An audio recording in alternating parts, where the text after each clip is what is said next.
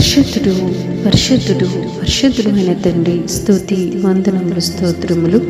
వారు పూర్ణ హృదయముతో నా యొద్దకు తిరిగి రాగా వారు నా జనుడగునట్లును నేను వారికి దేవుడగునట్లును నేను యెహోవానని నన్నెరుగు హృదయము వారికి ఇచ్చెదను. మహోన్నతుడు అయిన తండ్రి, దివ్యమైన వాగ్దానము చేత తృప్తిపరిచినందుకు స్తోత్రములు తండ్రి.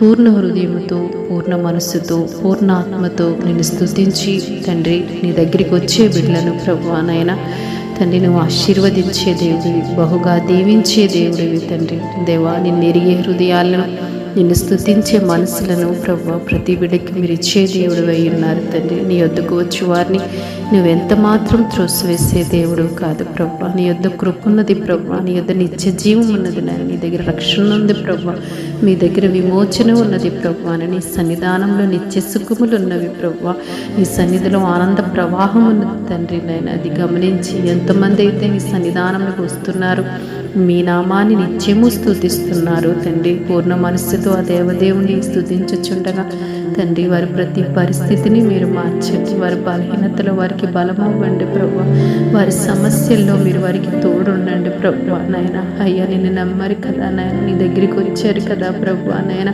విడిచిపెడతావా తండ్రి? మర్చిపోయే దేవుడు కాదు, నిన్ను ఎరిగే హృదయాలను వారికి ఇచ్చావు ప్రభువా. మరలా నిన్ను తెలుసుకునే కృపనిచ్చారు నాయన.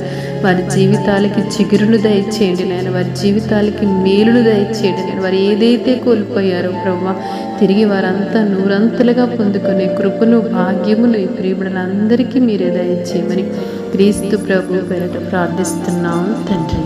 ఆమేన్.